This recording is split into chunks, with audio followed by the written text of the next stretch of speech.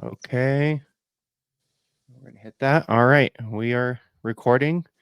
Um, this is Demasked podcast, our second online podcast, and please introduce yourself.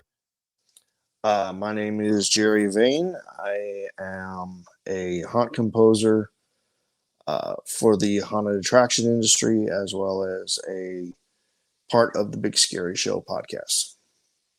Wow, that's really awesome. How did you get involved in doing haunted houses? It was severely accidental. The band that I was working with in San Diego, we had broken up in early 2001, and a buddy of mine knew I had some songs that were written for the album that we were supposed to record. And I went into his home studio. He had just got built his first digital recording studio. And I basically was his guinea pig for a year. And we recorded, I think, like 11 songs, 12 songs. And one of the tracks that we did that didn't make the CD I put out, which was a collection of demos. And I put them out because I put up on MySpace some MP3s of these songs, and people really liked it. The band I was in, we were called Foxy Rocks, out of San Diego. I wore as much makeup as Twisted Sister or Motley Crue or Poison or whatever. And these were the first songs of me singing. And like I said, these were songs that were supposed to be part of the album that we were working on, and we broke up. Well, one of the tracks that was never finished was a guitar instrumental of the Haunted Mansion melody, the organ Oh wow. melody. Yeah. And we recorded drums, bass, and rhythm guitars. And I think we recorded a guitar lead. Yeah, we'd recorded pretty much the entire song. Actually, now that I think about it, we'd recorded the entire song and just it just after a year being working on this, my schedule started getting busy working with another band, so the track got shelved. 2002, it was on a cassette tape and I put it away. Fast forward to 2006, I had moved to Las Vegas and found the cassette. I just got my own home studio put together, uploaded it into the computer, and started finishing the song, putting in additional guitar tracks, putting in um, uh, sound effects, actual dialogue from the rides and everything. And, mixing the ambient sounds between both the Disneyland ride as well as the 1969 vinyl record with Ron Howard. So I worked on it. I went and stuck it up on my MySpace page and pretty much forgot about it. And then I get an email from this guy. Hey, I've got a podcast, for the haunted house industry, and I found your song online, and I'd like permission to play it. I'm like, all right, go for it. I don't care. I really didn't care. And within, I think the following week, he debuted the track, and within 24 hours of the song being played and him mentioning who I was and where he found me, my inbox on MySpace was blowing up. Oh wow. And do you have more music? How can I get a copy of the song? Blah, blah, blah, blah, blah. And I'm like, what the hell is this? So we went and talking to the other gentleman from the podcast, and the podcast was Rotting Flesh Radio. Oh wow. Jonathan Johnson and Rotting Flesh Radio.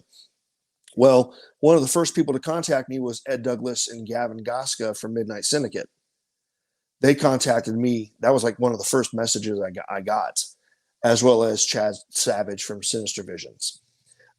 And where can we get it? It just caught me completely off guard.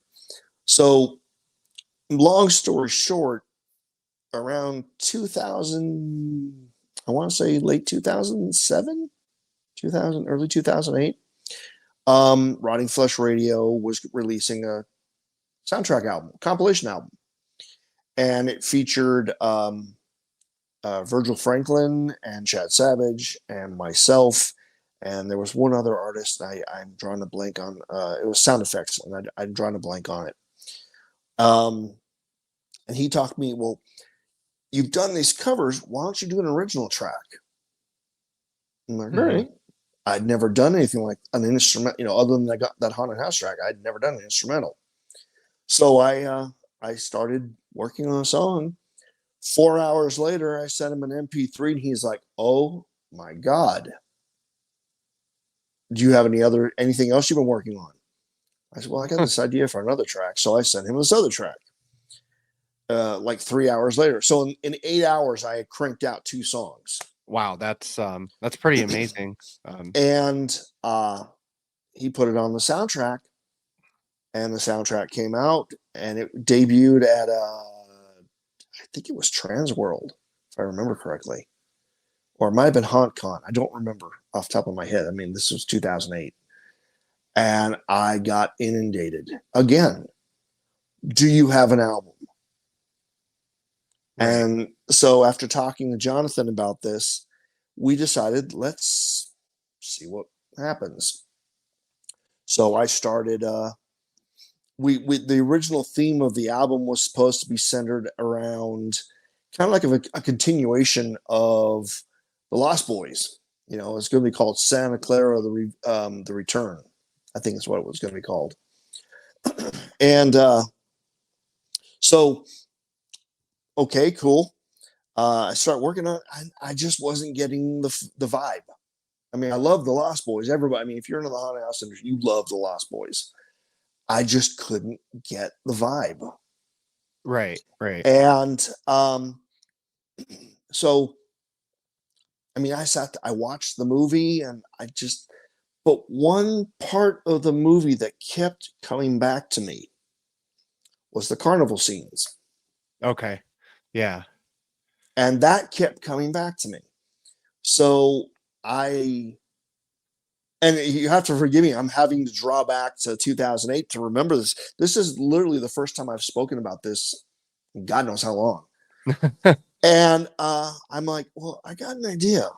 And so I pitched it to him, and I said, how about this guy finds a deserted circus, and while inspecting it, looking for ghosts and all this crap, he discovers a coven of vampires underground living underneath the circus.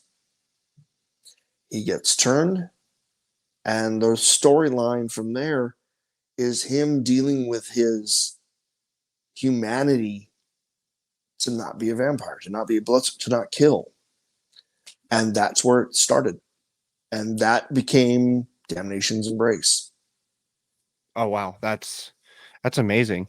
So you're a product of like the MySpace bands that are out there. Really? I'm 55 years old, dude. So yeah. Yeah, no worries. I mean, there's nothing wrong with it. I mean, I think I found the original disc for AOL online. So, yeah. I mean, I still get notification. You have a Hotmail account. I do. Right. Well, just MySpace was really big for underground music. You know what I'm saying? For genres like deathcore, for instance. Like, I don't think deathcore would have really got us started like it did if it wasn't for MySpace. Whitechapel. I agree. I totally agree. And bands like that, Suicide Silence, all those bands were found out because of MySpace. I totally agree. I mean, a lot of bands. I mean, God, there were so many bands back in the day that were putting stuff up on MySpace, and you start hearing, oh, so and so was discovered on here and just signed a record deal. Who? Where? Right. And it was mostly European bands, like you said, deathcore, grindcore, the early stages of that kind of music. Yeah. So that's where this whole thing started, and and I released the album in March 2009, and the album came out. The digital download for the album, if you bought it off my website, which is still available, came with a 3-page PDF story attached. Oh, wow. My friend Sean Thompson out of the Bay Area, who's a writer, he and I collaborated. I gave him the story, and I gave him the rough draft, and then we fleshed it out and made it what it was. And that kind of started the whole thing with my albums having storylines attached to them. My second album that came out in 2010 was called Soul Collector. And with that one, I I decided not to do a storyline, but have the songs be based off different books and movies and stuff like that. Um, and then some of the songs were actually inspired by haunted attractions I went to. The Scaratorium in Columbus, Ohio, Netherworld down in Atlanta, Georgia, and the Haunted Hoochie in Pataskala, Ohio. Okay. So those songs were inspired by them, but then some of the songs were inspired by, and there was a movie by the same name based off this book. There was a book called Beautiful Creatures, Mm-hmm.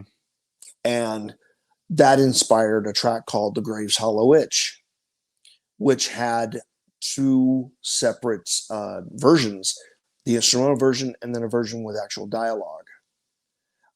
There was a song called Rule Number 2, Double Tap. Now, anybody knows what that means, that's Zombieland. Right. There was one of the songs, the Netherworld song was called Chambers of the Desecrated. Right. The track Soul Collector was based off the artwork from the album cover by Laura Dark. Right. So that album was based, like I said, based off of different themes. And I had also upgraded my recording process, my software and everything, and how I did things. And in between the first two and the second two albums, I released a sampler. And I was selling these specifically physical copies only at Midwest Hunters Convention in Columbus, Ohio. Now, this was before they moved to St. Louis. So if you went to Midwest Hunters Convention in 2000, I think it was 2010, you could find, I had the first CD and a sampler CD that was specially mixed tracks of the upcoming album because I needed product.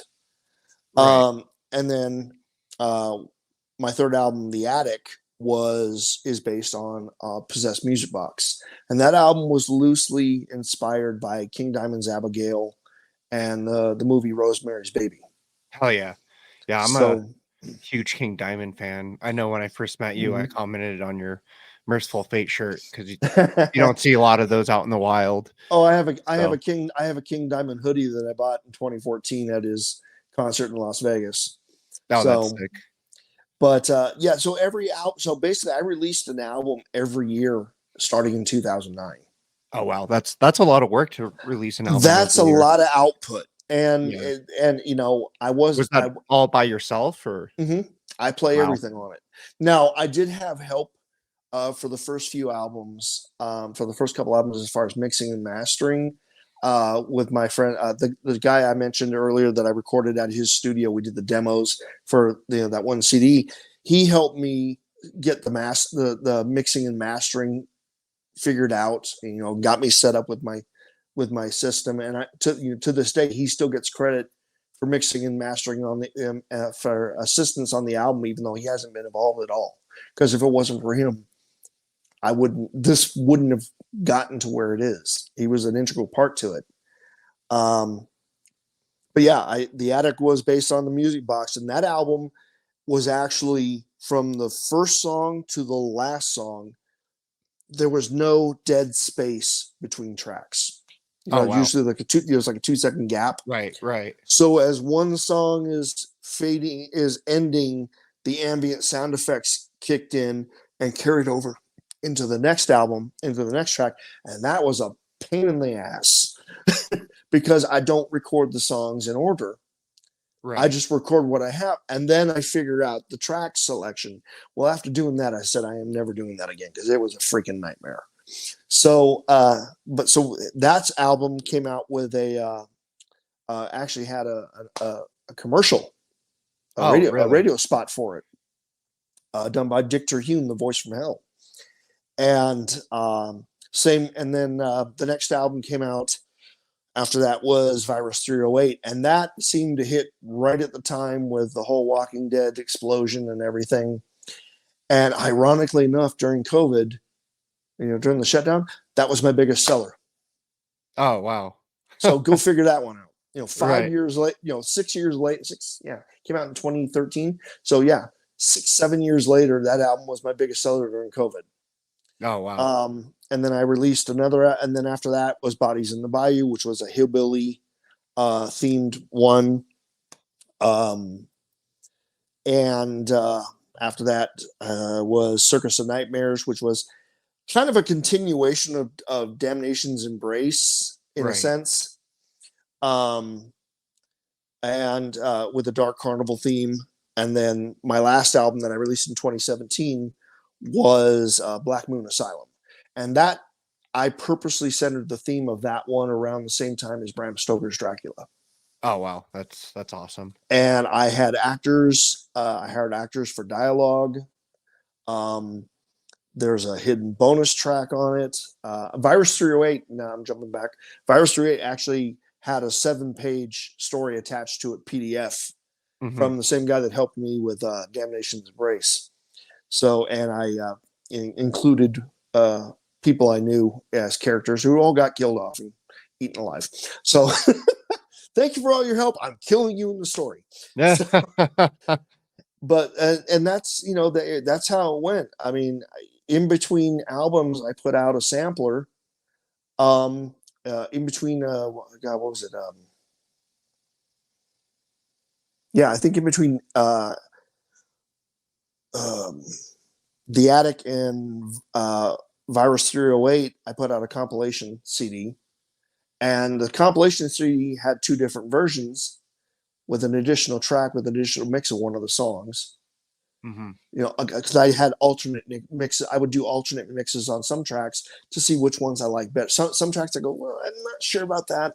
Well, let's try this. Let's screw it up and see what I can come up with. And then in between Circus of Nightmare, in between Bodies in the Bayou and Circus of Nightmares, I was contacted by Graveyard Calling Records in the UK, and we released a part 2 sampler. The first sampler was the first 3 albums. The next sampler was the next 3 albums. Right. And we released that on digital and cassette. So the compilation is only available on digital or cassette tape. Oh, wow. That's and crazy. I still have a few of those left over. But so yeah, that's where this whole thing started. Was just because of a goof track that I put together, recording some demos to help my buddy try out his studio, and it Oh, just wow. snowballed. It just snowballed from there. I've done custom work for several haunted attractions since then. I have a track, a collaboration with Midnight Syndicate Okay. in their the official Dead Matter movie soundtrack. Hmm. Not to be confused with Dead Matter Cemetery Gates.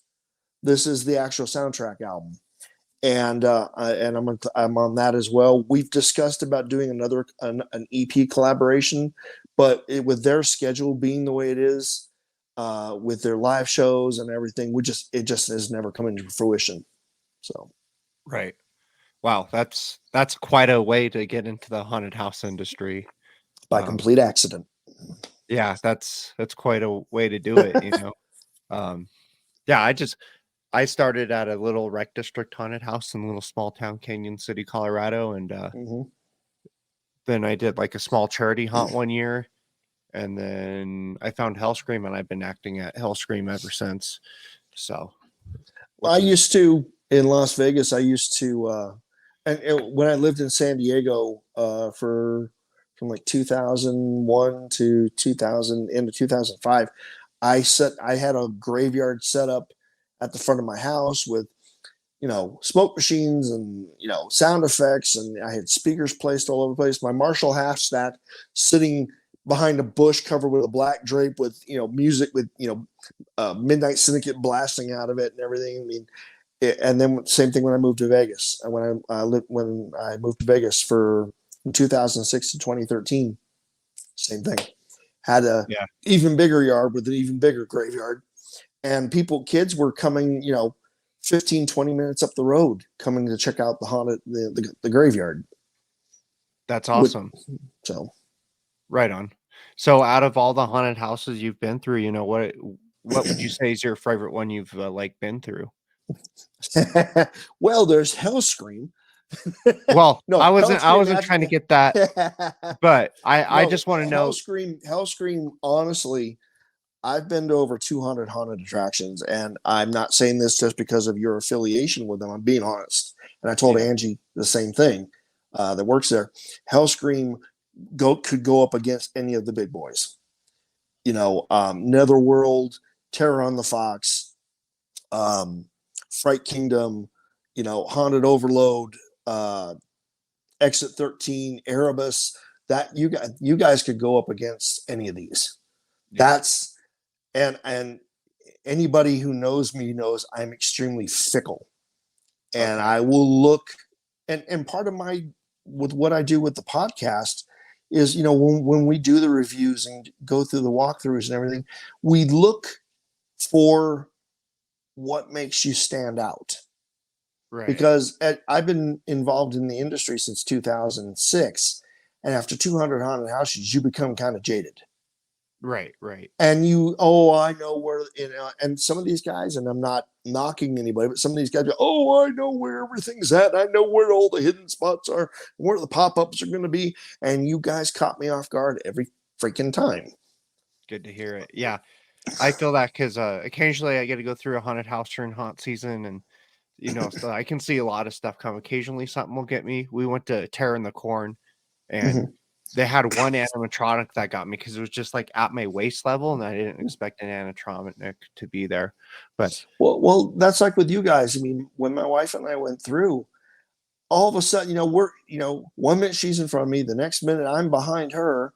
We kept switching places, and then all of a sudden there's somebody between us. It's like, where the hell did you come from? right. But I mean, the placement of lighting and shadows and everything, and how your actors take advantage of the dark spots. There are so many places that, they want you to see the eye candy. Look at all that we've done. And I'll be honest with you, my wife and I both told Angie, and I'm telling you, we wanted to go through there with the lights on so we could just look at everything, because there was so much to look at. Right. And like I said, all of a sudden we turn around and where the hell did this guy come from? Right. I mean, and both of us got startled a few times. I mean, my wife and I both acted in haunted attractions back in 2017. We were part of a group called MAL. Right. Mobile Actors United League. I think that's what the acronym was, out of Ohio. And we acted at several haunted attractions during the 2017 season. Indie Scream Park, Land of Illusion, Brimstone Haunted Attraction, which is actually on the grounds of a huge Renaissance fair. Oh, wow. Cool. It's a not a corn maze, but they have a walkthrough trail, and then they also have the tractors for the corn maze that go around a loop around the area to different scenes. And we were doing that, and then also Scaratorium out in Columbus, Haunted Hoochie in Pataskala. So we went to a lot of different attractions, and it's all about catching people off guard.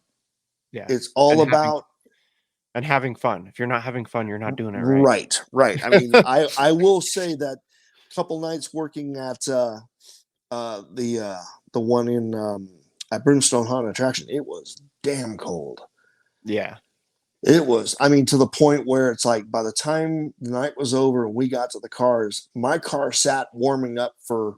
We sat in the car, because we got back to the drop off point, and I got that car started immediately. So we could, we had to change out. I mean, it's starting to rain, and we're changing out of what we're wearing, standing behind the car, with the hood up, with the back up, so we can get into some dry clothes because they've been raining on and off all night, and I mean, we were freezing. And we still had we still had like a 2+ hour drive home after Yeah, that. that's Yeah, rough. we didn't get home till like 2 in the morning. Oh So, yeah, that's rough. so That's crazy. yeah, haunted attractions out in, because Ohio's got a lot of haunted attractions that are outdoors. Yeah. So yeah, it's easy to get the haunt crud. You Oh know, yeah. it's so easy to get the haunt crud from working at those. But I mean, it's a lot of fun. We haven't done it since, as far as acting, simply because of the fact we did it one season and it was fun, but there was a lot of logistical issues, and some issues with the management. Right. I mean, if you're gonna bring in actors to come in and work at your haunt, you need to let your people know who the actors are. Hey, by the way, we got actors come in and who we are. Right. Right. Because one of the attractions we were acting at, we were queue line actors. My wife was Hush and I was Lullaboo, and I was the only actor in the entire crew that was allowed to say boo because I was crazy. Right. I had a straight jacket made by Von Caron Productions, which is the same people that make the straight jackets for Alice Cooper. And I'm in a straight jacket, and I was crazy and killed. She was my nurse, and I killed her. Nice. So we are joined together. She's still leading me around by the straps and everything, not saying a word. I'm talking like this. La la Mhm. la la la la la. I Mhm. mean, just nuts. Right. And some people, they're just like, oh, what the hell? And all of a sudden they turn around, and I'm right there. Right. That it's all about timing. It's all about the startle. Yeah. And my poor wife, because you get your share of hecklers, Oh yeah. and I'm a smartass. Me I'm a too. complete smartass. Me And too. I don't know where 90% of what comes out of my mouth comes from when these people fire off. And I just fired off. But we had one guy that kept getting in my wife's face, kept getting in her face. And my wife's a tall gal, 5'10". Right. He kept getting in her face and wouldn't leave her alone. And I'm walking around hunched the whole time. And I see this going on. And I finally I walked over to him in character, stood straight up, and he realized I'm taller than him. And he just looked at me and I said, am I allowed to cuss? Yeah, you can say whatever you want. I just very quick, get the fuck away from my wife, or you'll be missing more teeth than you're already missing now. Right. That's, I mean, I'm talking like this. And then I started talking like this. And Yeah. he's like, whoa. Yeah. And that's when our handlers came out of nowhere Right. Right. and Yeah. broke it, pulled him. And he goes, well, I didn't know who they were. And they're like, we told you. Well, you didn't tell Right. us who they were. Well, if there's other people walking around acting, then it's kind of damn obvious. Right. For So, sure. Yeah. I enjoy, honestly, I enjoy the people who other actors might complain about them or whatnot, but I enjoy the rowdy groups. Those mm-hmm, just because I can out ridiculous them. You know what I'm saying? mm-hmm, Like I'm mm-hmm. the one dressed in a ridiculous costume. So I didn't anything. realize that was you until you made the Abigail reference. Oh yeah. Yeah, that I meant to shoot my mask into the screen, but he doesn't quite fit. Um, Right. Yeah, but I didn't realize that was you. And then when you said Abigail, I'm like, oh, well, shit. Okay, I know who you are now. I know who you are now. yeah. But to answer your questions, some of the best attractions. Boy, I got off on a tangent on that one. It Um, happens. That's like half of our episodes. um, Erebus in Michigan. It was just incredible. I mean, a 4-story haunted attraction. Oh I mean, wow. you guys, Hellscream was 3, if I remember correctly. Yeah, it's 2 in a basement. That's considered 3 to me. Yep. Um, uh, Netherworld, of course. Netherworld Yeah. is one of the big boys. Um, the Scaratorium, rest in peace. They're now called. They became a 13th floor, and then they're now called Fear Columbus. And more power to them. They're doing great. But the original Scaratorium, owned by Kelly Allen, who one of the original owners of organizers of Midwest Hunters Convention. Just I fell in love with the place. I mean, in the time that I knew of their existence, they had changed locations 3 times, and the last time was a permanent location. And I got to act twice at their haunts. First time, I think that was 2000. Was it 2010 or 2011? I don't remember off the top of my head. I still had long hair. That's all I know. I was a hillbilly cannibal chef. Oh, that's cool. Oh, I talk like this. I got some chicken tonight. You want some finger food? And I just talk like that. I had a bad comb over, which made the comb over I had even look more ridiculous. And and bloody and all this stuff. And I'm dancing around with a fucking severed leg. And I mean, a full kitchen where the water in the pots were actually bubbling. Oh, wow, that's amazing. Okay, which they that was all done with air hoses. And Okay. I'm dancing around, and this is during Midwest Haunters Convention. So you've got other haunters coming through. Right. That's all they are. Now they did open to the public too, but I had taglines to let the next room know that, hey, somebody's coming and everything. I was like, hey, Mom, we got some guest night, time to get out some finger food. Cool. Well, everybody, when word got out, because everybody knew me as the musician, and all of Right. a sudden here I am acting. And they're like, the fuck? Hmm. Jerry's Vayne's acting? Right. They didn't know, it's my first time. They're just like, you want to do it? Okay, sure. So, and Brian Wolf, rest in peace, did my makeup from the Wolf Brothers. He did my makeup for that. And that was a bloody mess. And so you got all these guys coming through and everything, and people that I have knew all, I had just met and everything. And they're like, when they realized it was me, they're like, oh, hey, I mean, and I have distinctive tattoos, so I have my arms covered up and everything, but the hair was pretty damn obvious. And so, you know, everybody's like, oh yeah, Vayne, blah blah blah blah blah. They're going out, and it's like, oh, you're gonna be a dick. I'm Hmm. gonna follow your ass. Right. So I had shoes that, because of all the noise, you can't hear me.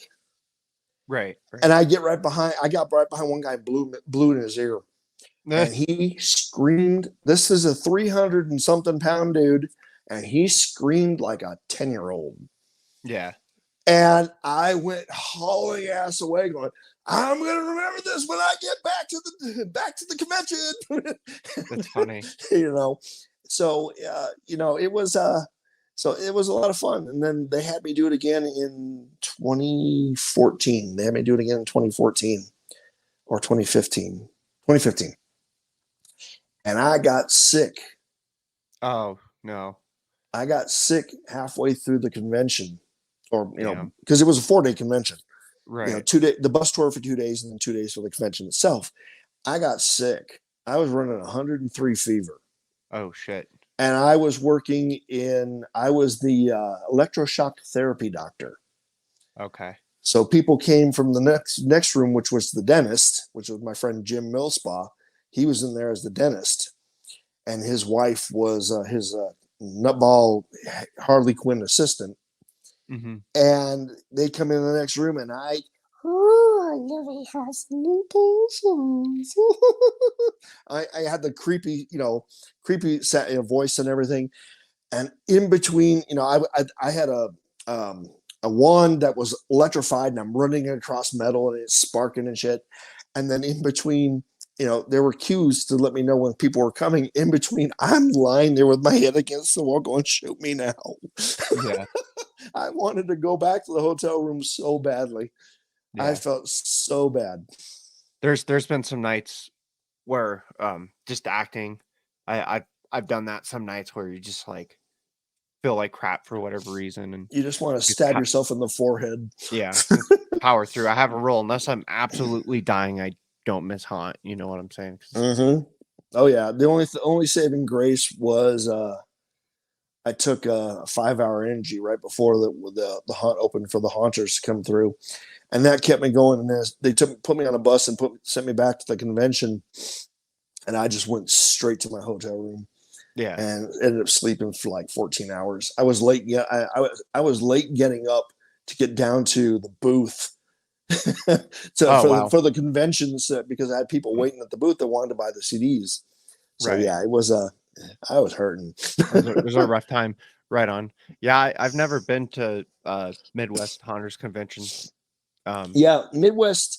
They I want to say 2018 was the last one they did mhm. in Columbus, and then it was bought out by Transworld, Yeah. and now they do it in St. Louis. Yeah. And I haven't been back either, but then I also haven't put out an album since then either. Right. So Right. because there was Yeah. just too much going on after that, um, with at 2019 I was in a really bad car wreck right Oh before shit. hunt season. Long story short, I shouldn't be here. Right. Right. I shouldn't be here at all. No one's quite sure how I survived it. Right. And then COVID for 2 years after that, and Yeah. then last year we moved from Ohio to Colorado, Okay. so we were still getting acclimated.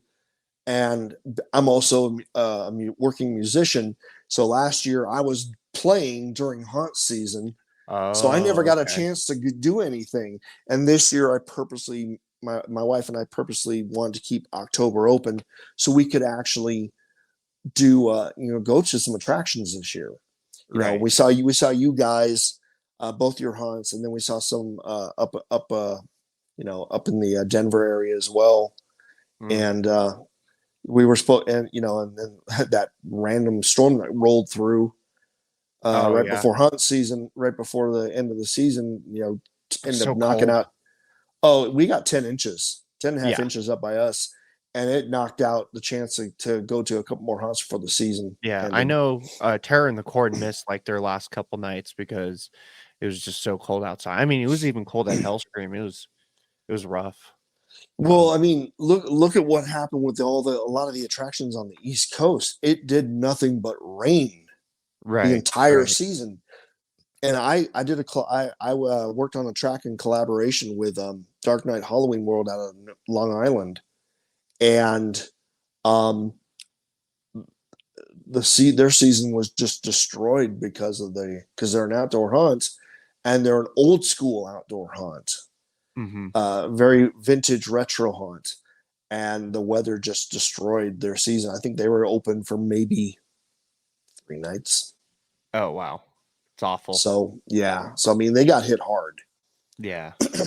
And now that I mentioned I haven't put anything out since 2017, that's a lie. I actually released a single for with them in September. So there we go.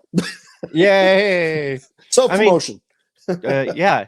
I mean, 2017 it really ain't that long. I mean, my favorite death metal band, had that gap there between like albums.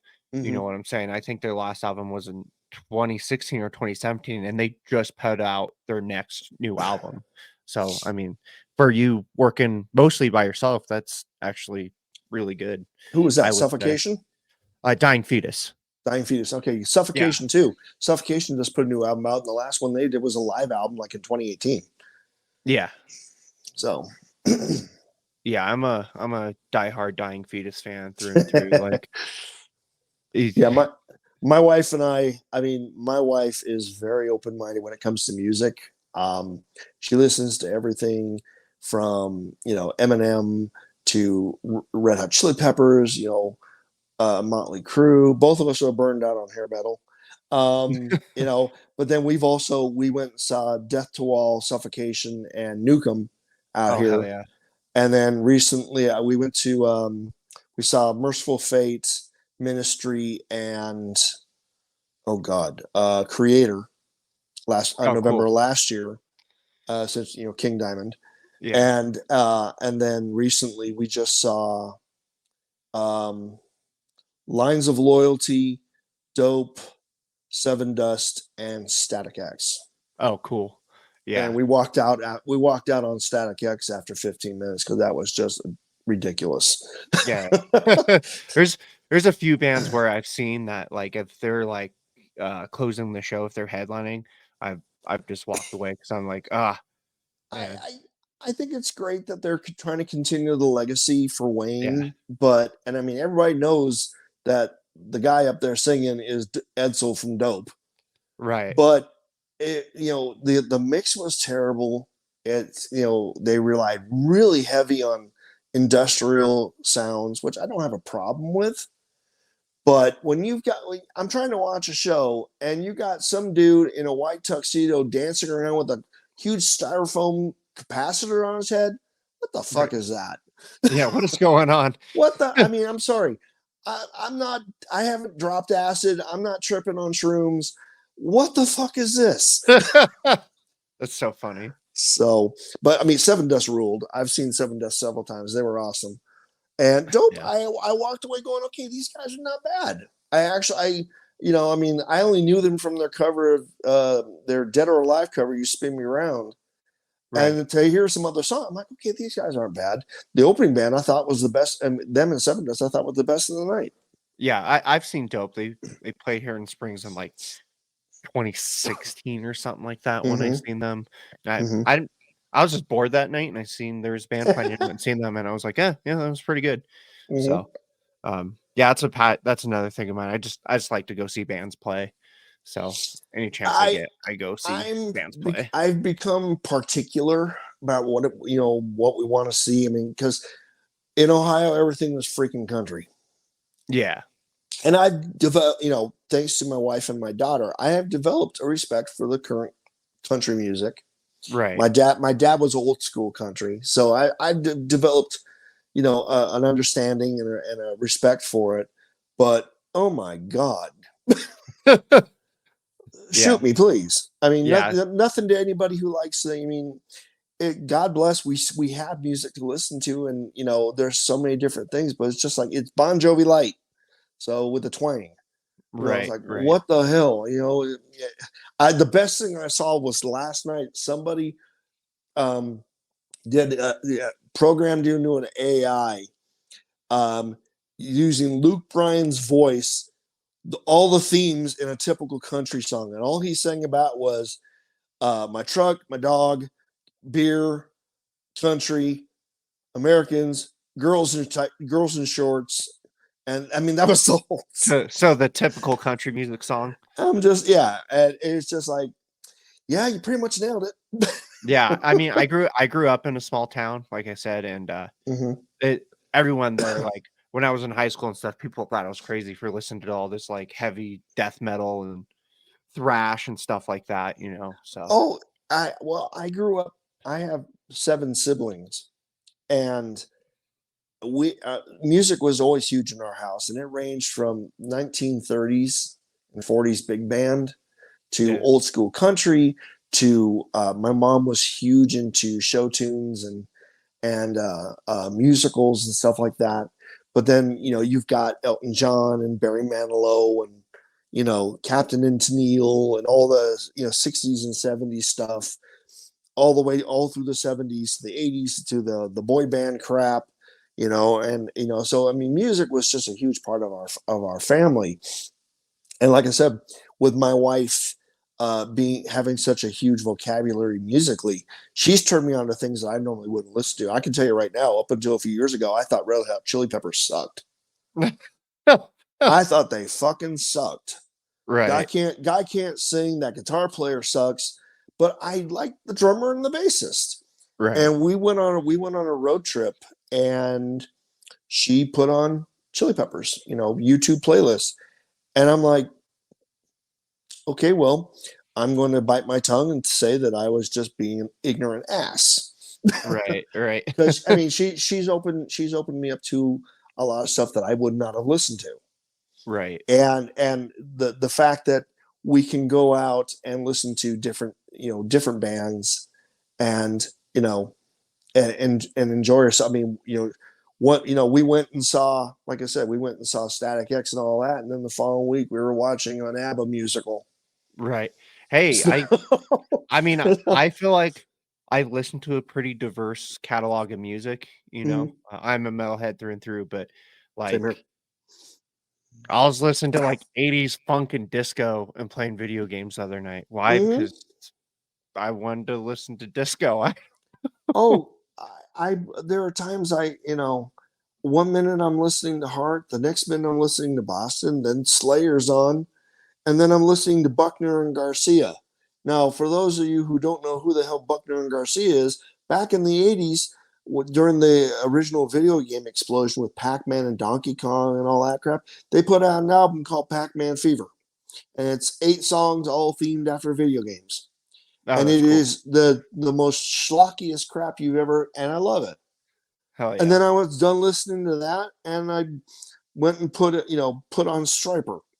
Right. So, you know, that's cool. Yeah. Yeah. Haunt season was good though this year. It was really cool. I mhm. already miss it. I'm like, what am I supposed to do with it? I have to go back to my normal life now. Yeah, what do you do now? I mean, Yeah. I keep haunted house music and sound effects and the old, K-Tel, K-Power, K-pop, Right. vinyl records from the late 70s. I keep them all on my phone to listen to, the Haunted Mansion book, records and everything. I mean, Yeah. it's part of you. Yeah, absolutely. I just live for haunted house season pretty much. It's just my I favorite got thing. That's why I I got started out this of it for a podcast. little bit. Like I said, during 2019, the whole 2019 to Yeah. 2021, 20, I had with dealing with so many other different things. Um, uh, I ended up leaving the industry for a couple of years. My father passed away in 2021, and I needed to step away. Right. Right. I mean, the years leading up to him passing were just really rough for me. And I'm like, I took a break from the podcast. I took a break from haunting. I took a break from everything. Yeah. And, and then, like I was telling my wife, I'm like, I want to go see a haunted house. Yeah. She's like, I was wondering when you were going to bring that up. you know? Yeah. A good friend of mine, Andrew, he he had some like health issues and stuff like that. So he hasn't been able to act, but he's been doing like front of the house stuff Mm-hmm. for us. So he's still involved, but he's like, damn, I miss acting. Mm-hmm. I do miss going to the conventions because that's where I saw everybody. you Right. know uh, when you start making the connections, because when I mentioned Rotting Flesh Radio earlier, that was in the advent of chat rooms when it first started popping up, and they had what was called the chat graveyard. Right. So all these haunters were coming in and talking about the season. Hey, we need people and such. Oh yeah, I live out there, I can come out. I mean, it was a great networking. Yeah. And when they went down in 2011, he went off. He stopped doing in 2011 for personal reasons. That's when me and 3 other guys, Jason Storm, Drew Badger, and Jim Millspaw, we were all working for the podcast in different capacities, and we decided, you want to put one together? Right. And on Friday the 13th, April 2012, we debuted the Big Scary Show. Oh wow. That's so you've been with big scary shows since the beginning then, huh? From the before there was Big Scary Show, Oh and wow. we had a nightmare of trying to do the roundtables, do these type of things like we're doing. Right. It was audio only, but the whole Skype and Zoom and all this were so in their infancy, that, I mean, plus you also have to take consideration that everybody lived in different time zones. Right. I'm on the West Coast, they're on the East Coast, so it's a 3-hour time difference. Yeah. I So we're get that. trying to, schedule the times between, with the guests who are in different time zones. Right. So funny It's story. just, Our first video podcast we did, which the setup I have now is way better than what we tried it with the first time. The first time you look marvelous. it was the first time was rough, but I messaged this guy I found on Instagram. His Instagram's called the Haunt Kid Reviewer, and Mm-hmm. he's based on the East Coast. Well, I told him we're gonna start the podcast at 3:00 Mountain Time. but I forgot to mention it was Mountain Time. So, at 1:00, he was like texting me like, "Yo, like, why aren't you in the chat room yet?" And Oh God. I was like, "Oh no, I forgot We to had tell that you." a few times. Yeah. And we had people, because we were bringing in people from owners from haunted attractions, actors, vendors, prop makers and everything. And we had one guy literally driving around Michigan. No, he lived in oh God, what the hell did um his name was Karloff Boris, or I can't remember his name now. Jerry Moore. His name was Jerry Moore, and he had his own Midnight Mausoleum. I think was the name of his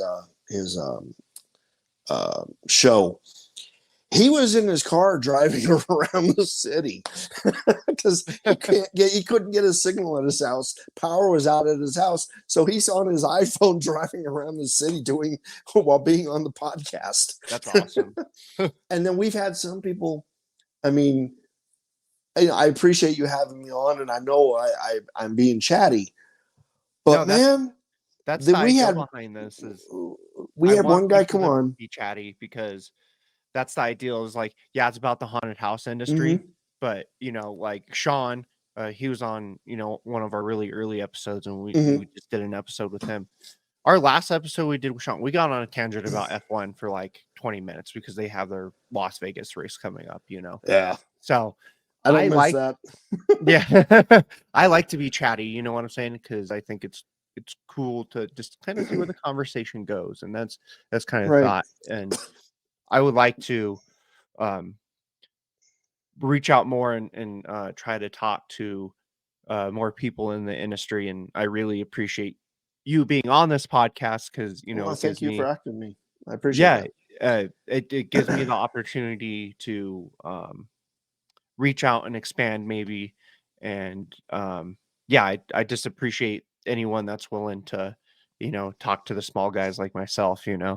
No, there are some times when we've done our signature is called the Round Table of Terror, Okay. and like I said, we bring in other people. We're bringing in 3 or 4 guests, and or just one guest, depending on what the topic is. If it's about haunt safety, if it's about fire safety, we cover all aspects of everything in the industry, because each of us has works in a different component. Badger is a voiceover actor and trains actors, which same as Jim. Jim trains people as well. Storm does marketing for haunted attractions. I'm a musician, so everybody's aspects and perspectives are very different. And we've had people on where it's like, so tell us about blah, blah, blah. An hour later, the guy finally took a breath. Okay, well, thank you so much for being on the show. And literally, we all muted our mics and had dinner and played with our pets and, helped the kids with their homework and all that. And then came back and he's still going. Wow. That's crazy. But yeah, same thing. I mean, when we first started the podcast, it was like, who are we going to get on? Who are we going to talk to?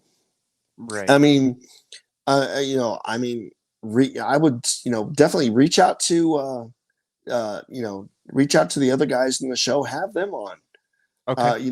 And talk to them. Like I said, two of the guys teach acting. Oh, that's cool. And Storm his segment is about marketing. Right. I mean, he's been doing that for years, and it's also his day job. Right. So, and he has what's called a segment called Haunt Minute. Oh, okay. And the topics he goes off of, I'll sit there and listen to and go, wow, you got a bug in your butthole on that one. And then other ones I'll just be like, okay, well, all right, that there's some I mean, it's so we definitely, I mean, the other guys I'm sure would be interested. Reach out to different haunted attractions and and everything. I mean, I've watched what you've put up already, and it's like you got something there. Yeah. Especially considering how many haunted attractions are here in Colorado.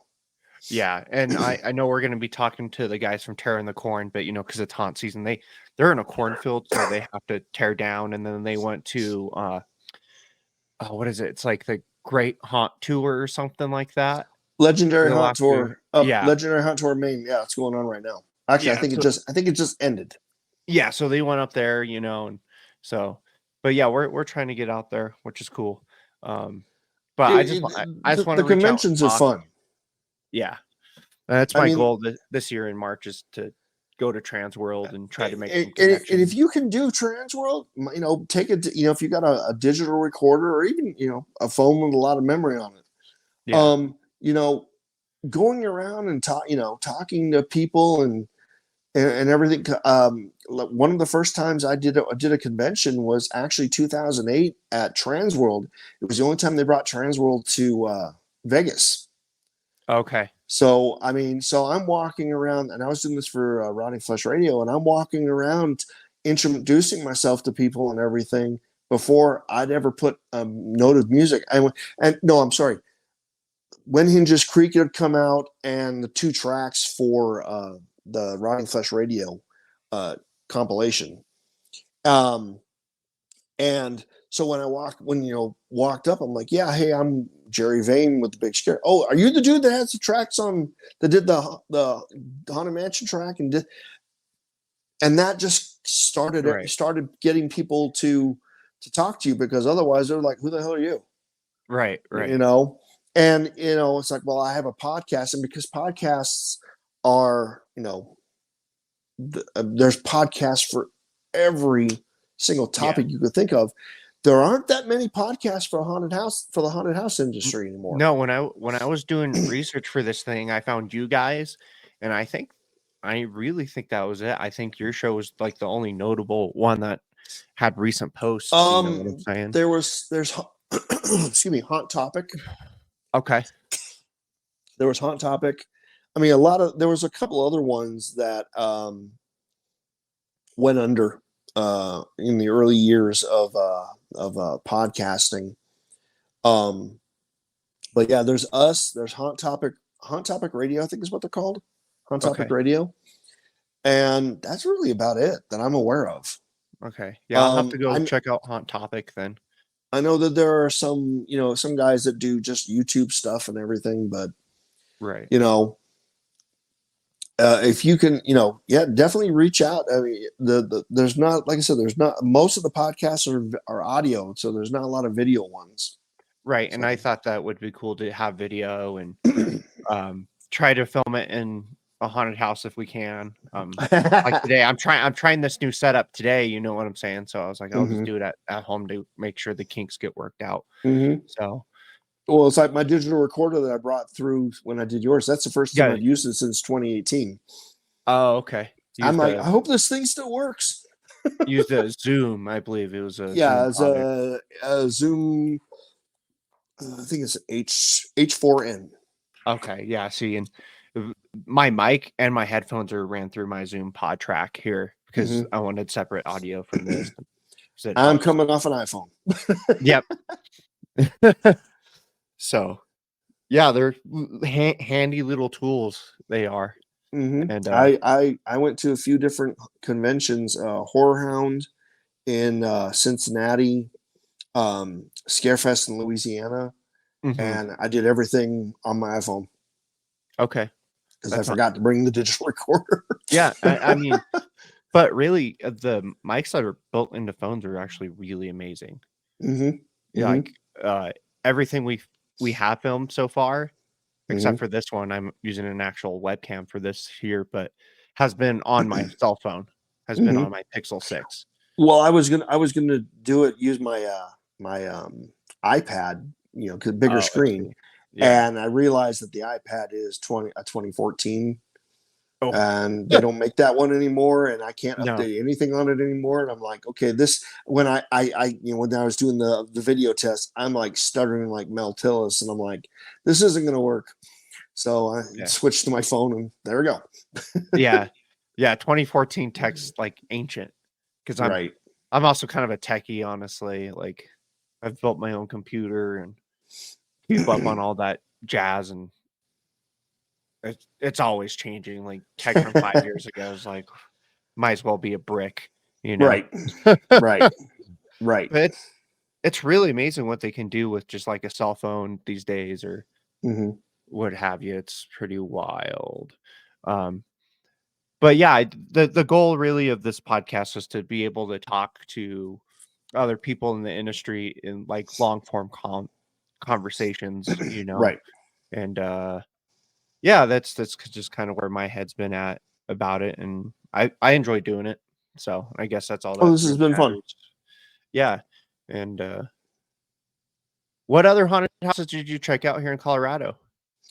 There was you guys and your sister haunt at Fear Complex. Um, we went to the Ritual in Inglewood, Oh, okay. Yeah. and they're a second year haunt. Uh-huh. And for a second year haunt, I was really impressed. Yeah. I reach out to them definitely. Okay. They're inside an old restaurant. Oh, wow. So That's cool. if you're familiar with with Denver and all that, you've heard of Cinderella City, Right.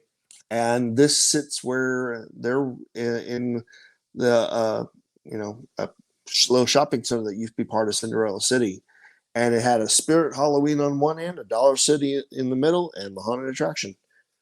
Oh, And wow. they uh like I said, it used to be a Good Eats, I think is what it was called, Good Eats restaurant, Hmm. and the restaurant's been gutted, so they had this massive building to work with, and really well done. Uh, great acting, good scenes. The flow was really well. The storyline was cohesive, like with you guys with Hellscream. So it was I enjoyed it.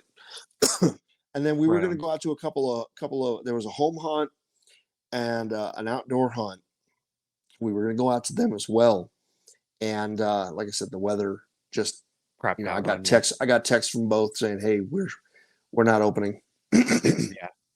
And I had to work my schedule around with that, with doing going to the haunts.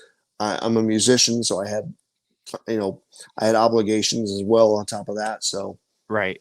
You were mentioning that you play in a band currently. mhm. What is the name of your band? The name of the band is called Sound of Madness. We are the only tribute to Shinedown in the nation. Oh, So, okay. we're doing our first show on Saturday, November 25th at Cheers up in Northland. Okay. We've been working on this since actually April, Oh. and it's been difficult to get this thing going because uh, a couple of the other guys in the band play in multiple bands. So David, the other guitar player, plays in a Def Leppard tribute and the Iron Maiden tribute made in Denver. Chris, Hmm. my bass player, has an original band, as well as he plays in a band called Blizzard of Oz, Blizzard of or Oz. Blizzard of Sorry. Ozzy, Blizzard of Oz or Blizzard of Ozzy. Okay.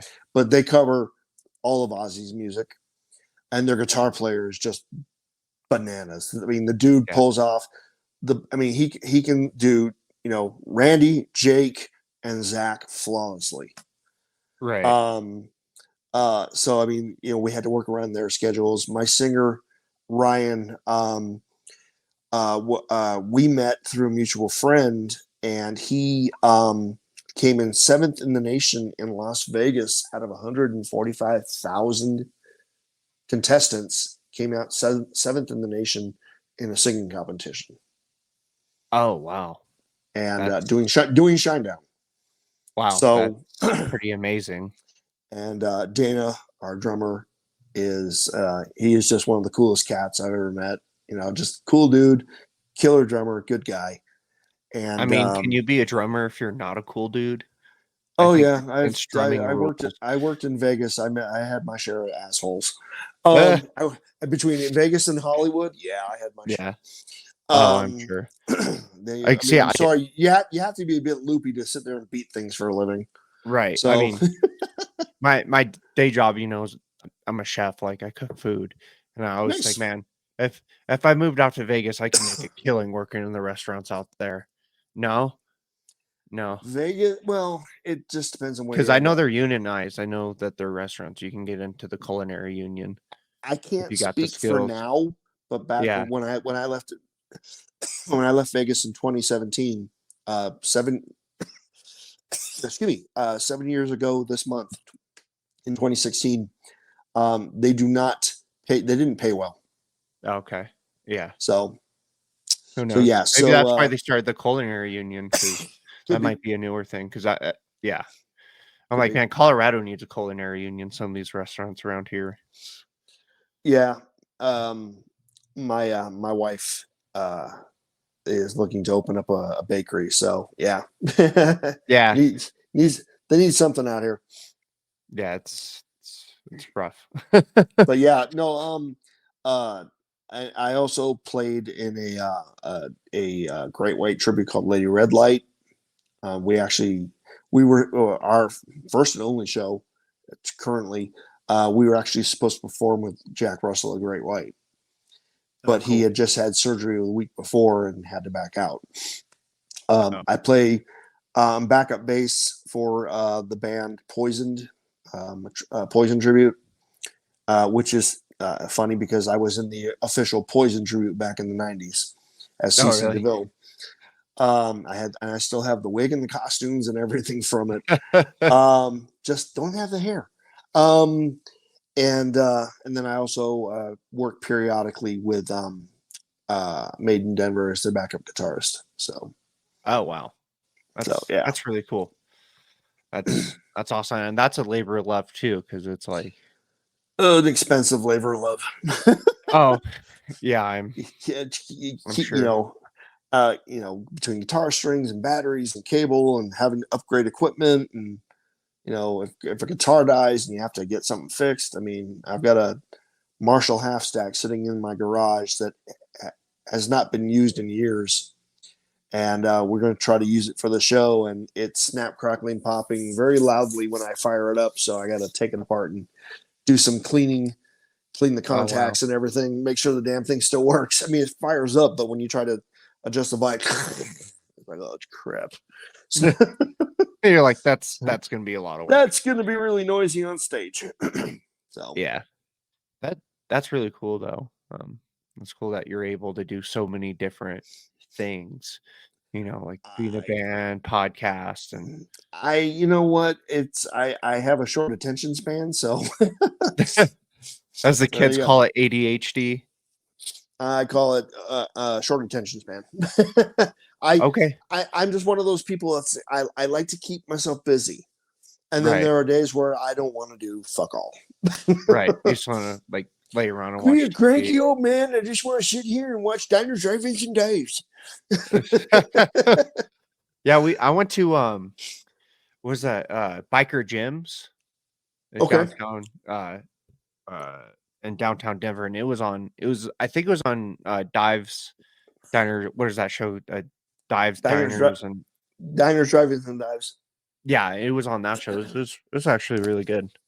It's Mm-hmm. like gourmet hot dogs and stuff like that.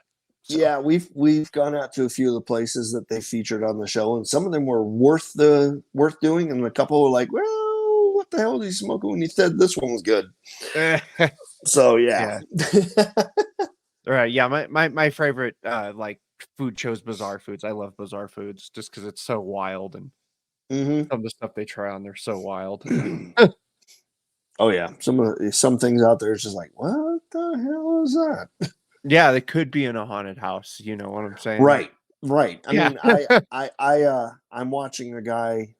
His name is Eric Surf Six, Okay. and he's a food blogger. Him, I got a guy that does strictly dumplings, and there's another one. It's a food blogger in Canada because my family's from Canada, Okay. and the guy, the Eric Surf Six guy, he's based out of Tokyo.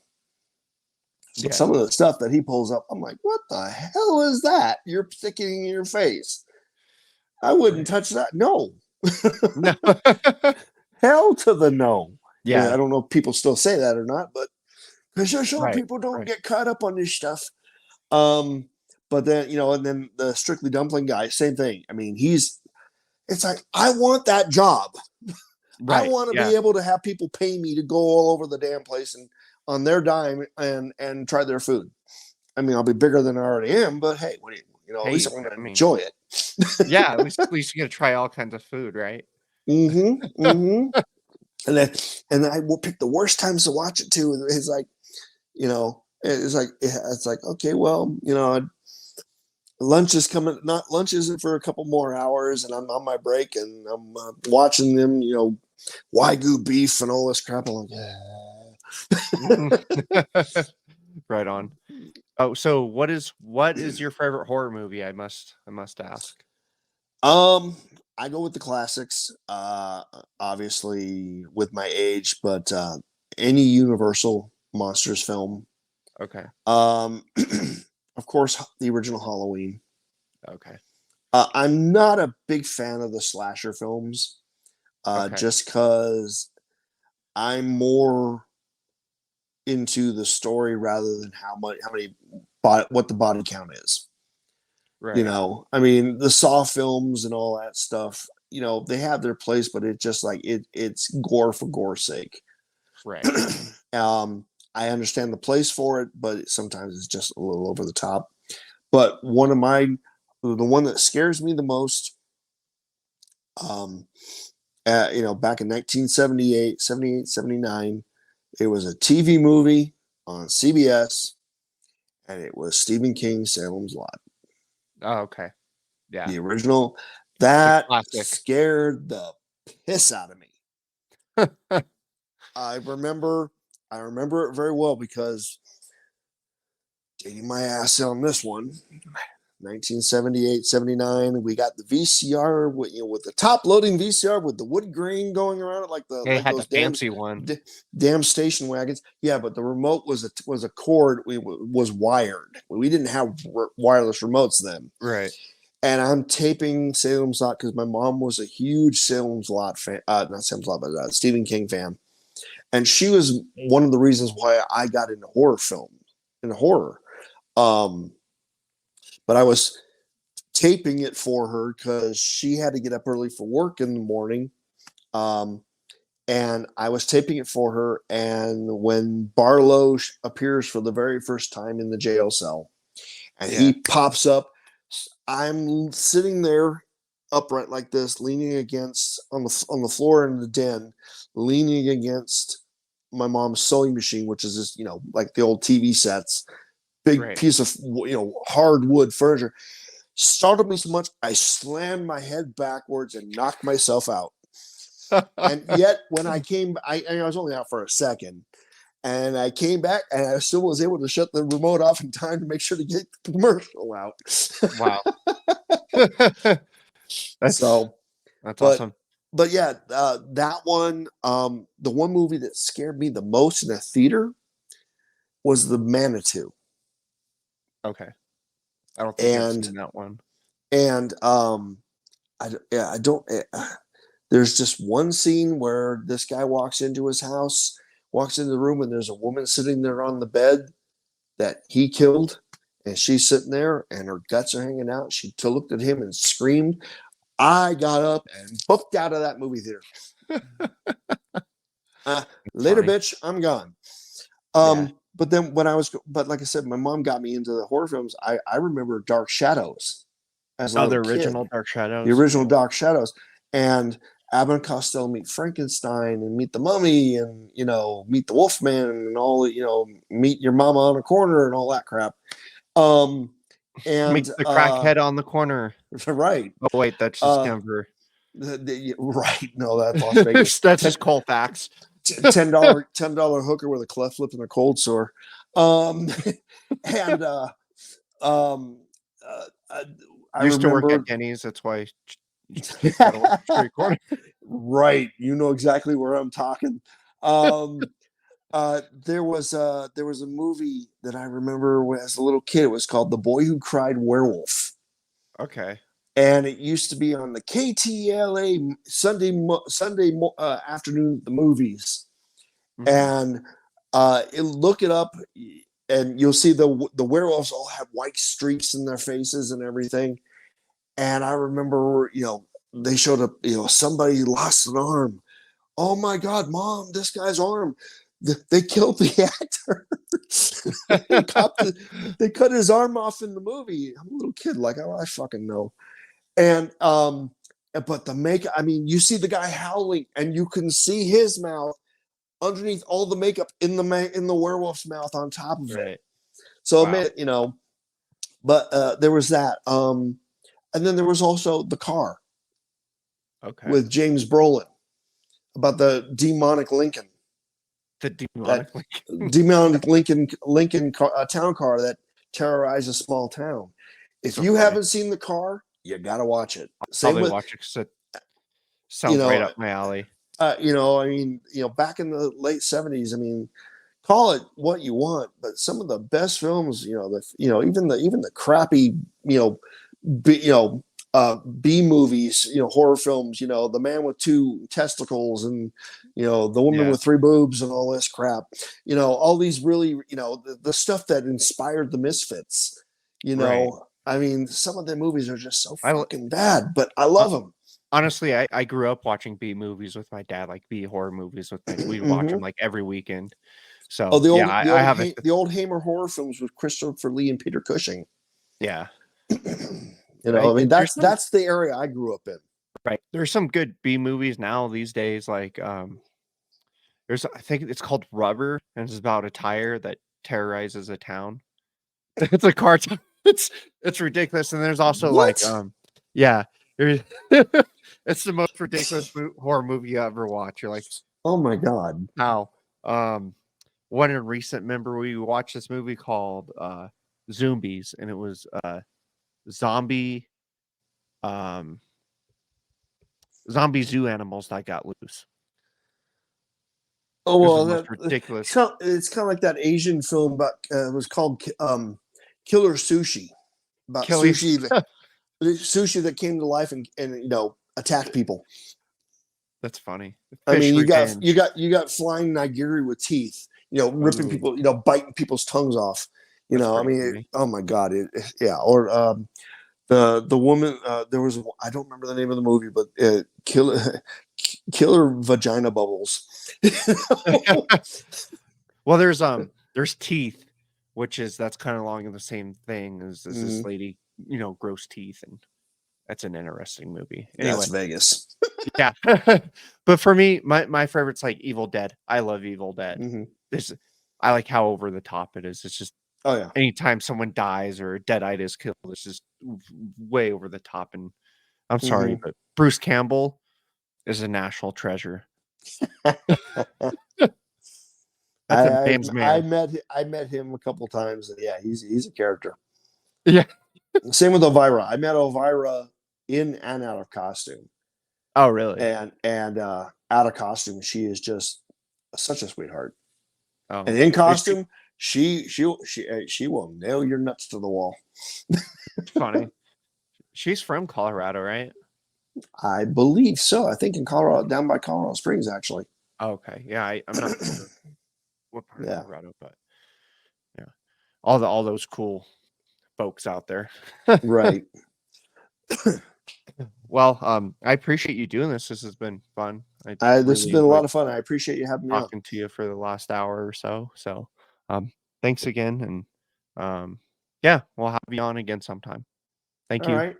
And if anybody's looking for my music, you can find Jerry Vayne, Vayne, on iTunes, Amazon, MP3, CD Baby, all streaming sites, or you can go to my website and buy directly off the website as well. And if you're in Colorado and you're not doing anything after on November 25th and you want to get away from the family and you're out of a tryptophan coma, come out to Cheers in North Glen for Sound of Madness. We go on 8 o'clock. Tickets are $10 online or $15 at the door. Nice. And where can people find your podcast at? BigScaryShow.com. All one word. We put the podcast up directly on the website. You can listen to it directly off the website. You can go to iTunes or Apple Music and get it off of there. You can get the podcast off of any podcast streaming site. And then look for us on Facebook. Okay, cool. So thank you very much. All right, man. Thank you. Bye. Bye.